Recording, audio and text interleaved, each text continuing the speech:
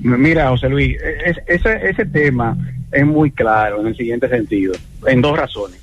Lo primero es que la propia Constitución de la República es el que otorga el poder al presidente de la República para emitir decretos. En este caso, para la constitución de este tipo de fideicomisos.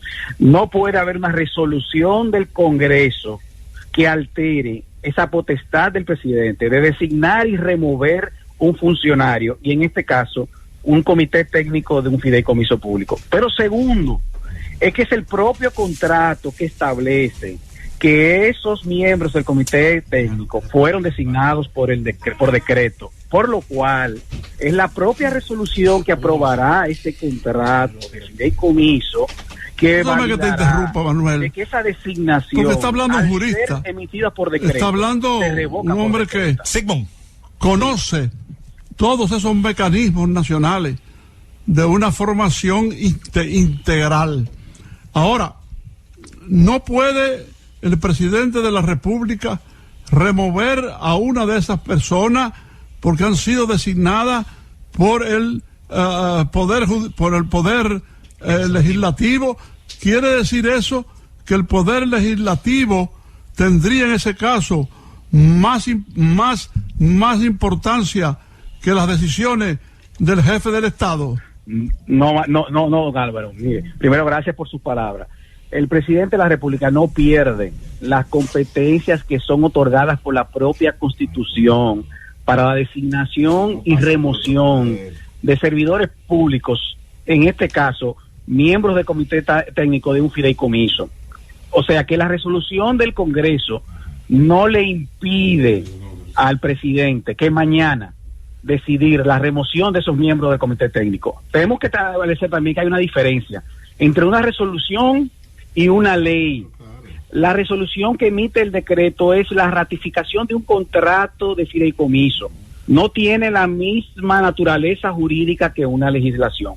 Pero vuelvo y reitero, es que las potestades del presidente de la emisión de decretos es constitucional, por lo cual no hay ninguna duda de que el presidente de la República tiene la potestad de designar y remover a estos miembros del comité técnico. Sí, tú como especialista en la materia, conocedor a fondo, profundo, de todos estos intríngulis, qué sé yo, qué vaina,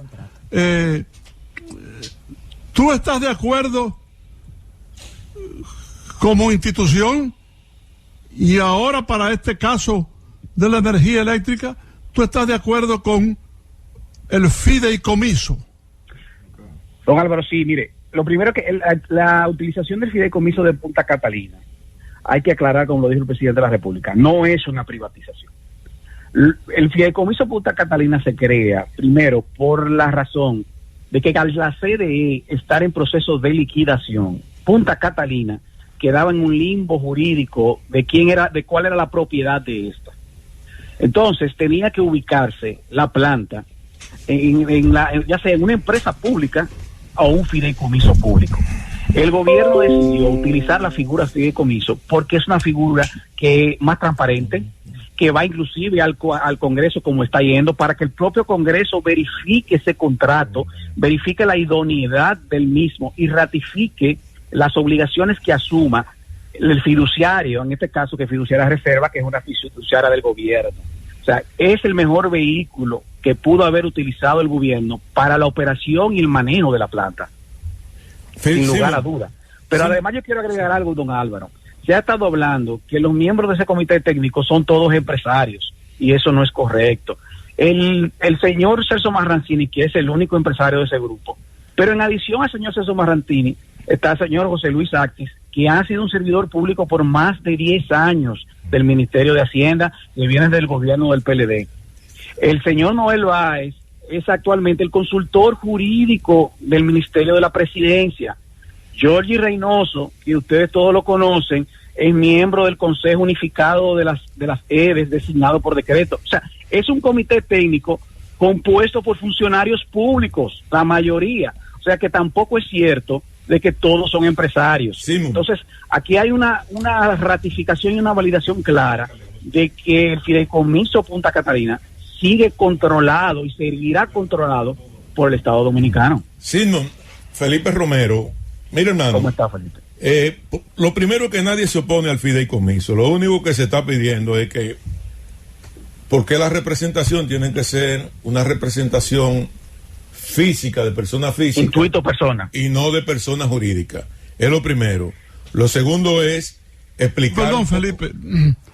Divide eso y explícanos a nosotros, los ignorantes.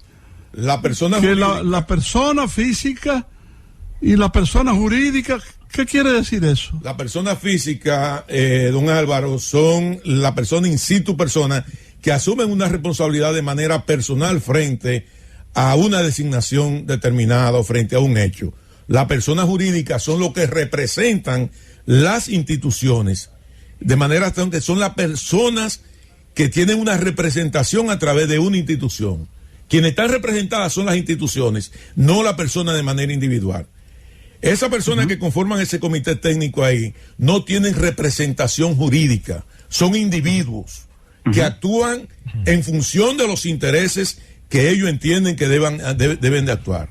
Entonces, esa es la primera preocupación. Lo segundo, explicamos el tema del fideicomitente adherente, donde no hay un límite de participación accionarias en el fideicomiso. Y tercero, decirte lo siguiente, hermano: todo contrato comercial que pasa por el Congreso tiene un solo objetivo: garantizar la seguridad jurídica. Correcto. Garantizar la seguridad jurídica. Por tanto, una vez aprobado ese contrato o esa resolución por el Congreso Nacional, ese contrato se constituye en una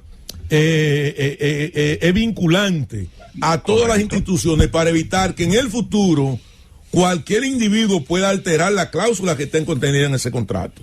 Por tanto, el hecho de que en el mismo contrato, en su cláusula 10, se contemple la referencia al decreto, implica implícitamente que quedan esas figuras físicas como parte del comité técnico, y además de eso que establece la forma en cómo sustituirlo. Felipe, lo único que estamos pidiendo, ¿dónde dice en el contrato que esas personas son irremovibles? Que tienen que ser, su remoción tiene que ser sobre la base de una ley.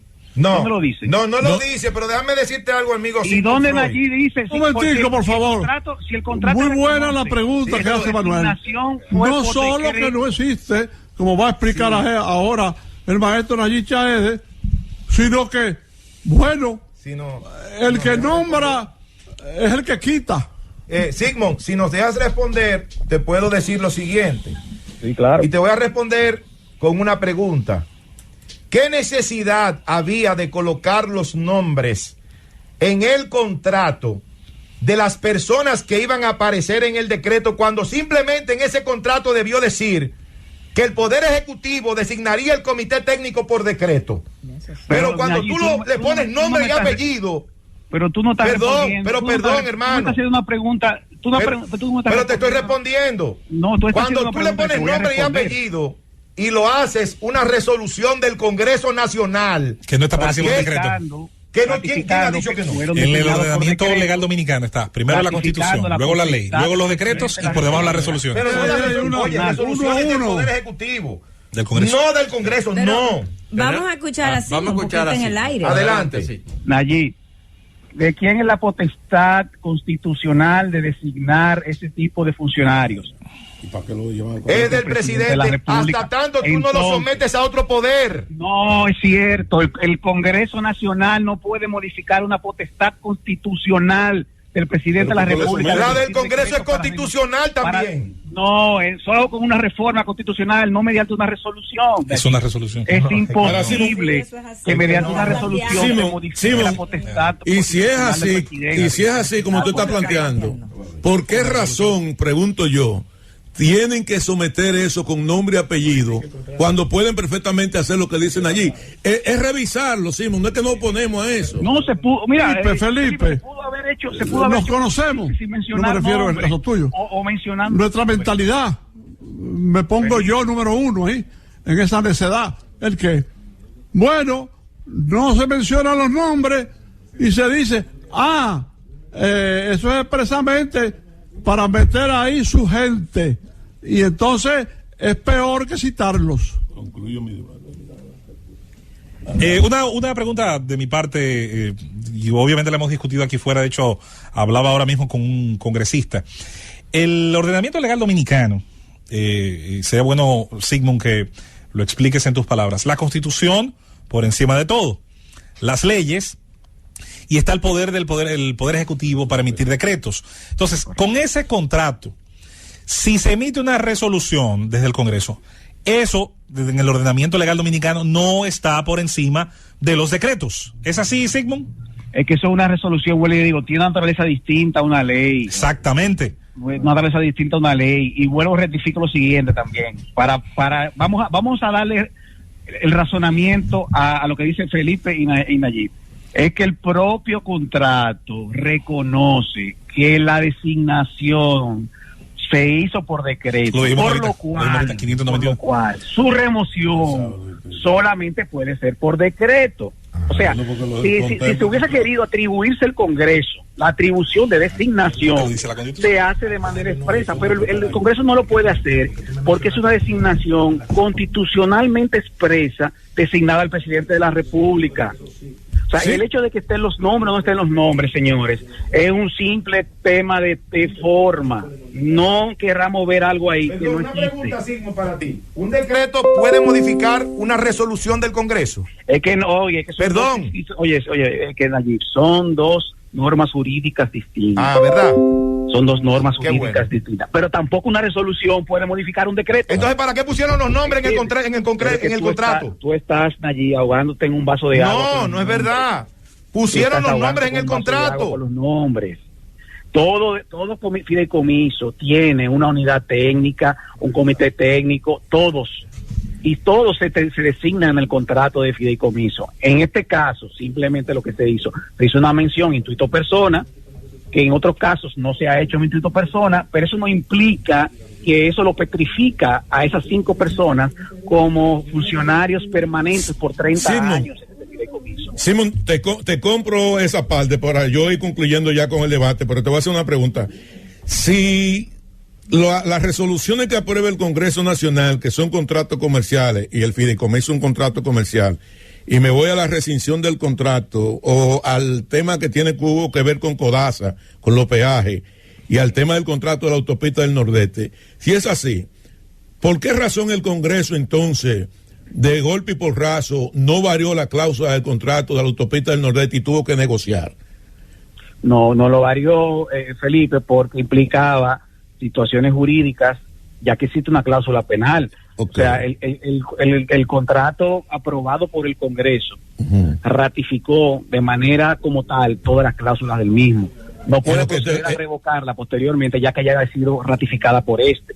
Y eso provocaba efectos económicos y contrarios al gobierno dominicano. Ok, entonces yo soy fideicomitente adherente y hago una inversión como fideicomitente adherente en el fideicomiso Punta Catalina, y de repente se varía la cláusula de ese contrato, y en función de eso, como miembro del comité técnico, me varían esa cláusula del contrato, donde yo estoy ahí representado por esa resolución. No puedo yo acudir a un arbitraje internacional demandando al Estado. Lo que pasa en este caso, por ejemplo, Felipe, quiero aclarar esto: el fideicomitente adherente, en este caso, de un fideicomiso público, solamente puede ser un ente público. Suponiendo, en el caso, yo te voy a mencionar algo, el caso del fideicomiso Propiedernales, se incorporó un fideicomitente adherente. ¿Quién fue? El Banco de Reservas. No puede haber otro fideicomitente del sector privado, porque ya eso transformaría el fideicomiso en su naturaleza y su característica, que están definidas tanto en el decreto como en el contrato mismo. Entonces, ¿quiere que le diga una cosa? De inclusión modifica la naturaleza. Tras 60 años trabajando en esta vaina, y no es que le quiero trazar pautas a nadie, puedo tener 200 años, no importa. A mí me parece que un programa de esta categoría, de estos debates tan interesantes como ese debate, sin embargo, yo creo que el tema fideicomiso se ha tomado demasiado tiempo.